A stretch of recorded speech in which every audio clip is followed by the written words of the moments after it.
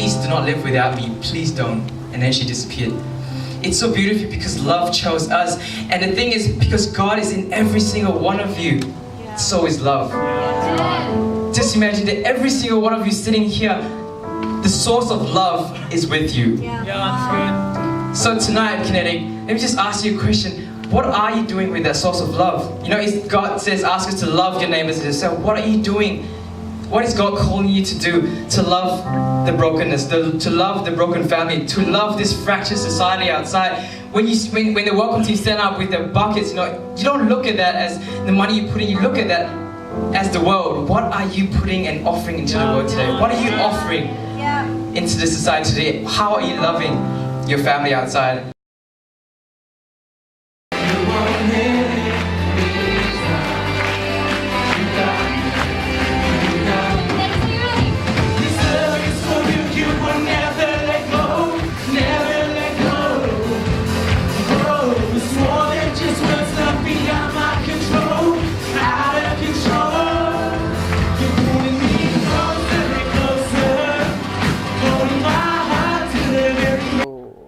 What called me into worship leading is, well, God did.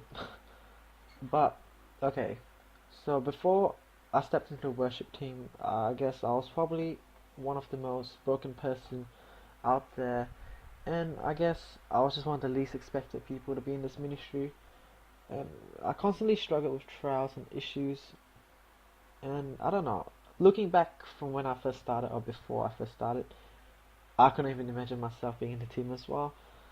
But I guess it was during that time where I was constantly struggling, where I had no one to turn to. And I don't know, I just turned to God, and He just gave me a revelation and a gifting for worship leading. And this goes to show just how powerful the grace of God is, and how He's able to use anyone, even the broken, to minister His presence. And I believe that that is amazing. Our resurrected King has risen you.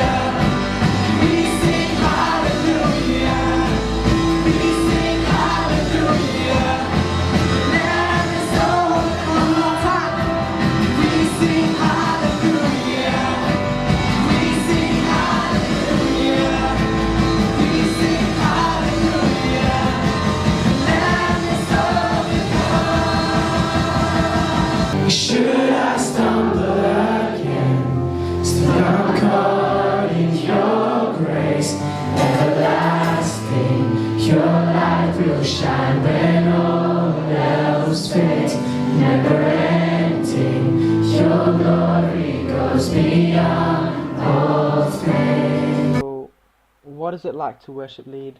Well, I guess one of the favorite part for worship leading for me is actually knowing the fact that you don't have to be perfect in order to worship God, because worship was never limited to perfect people. There's no such thing as being perfect in this world.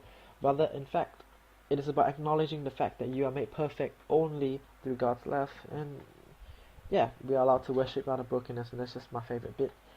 And also, I'm not going to lie, but worship leading is actually a really heavy responsibility given by God. And trust me, it comes hand in hand with a lot of issues, a lot of trials, and each one only seems to get bigger and bigger. But I believe that at the end of the day, each trial Actually, it's a blessing in disguise because it shapes your character, it develops you, and it prepares you and makes you more Christ-like, which will result in the growth of your spiritual life, both in the ministry and your personal one. Josh is one of the most genuine guys I've ever met. He really relates to you on a level that only he can. He makes you listen and talk to him the way that only he can. And when I get into stuff, I unconsciously find myself talking to him sometimes, whether I like it or not. And especially if he's around me whenever it happens, I just unconsciously tell him.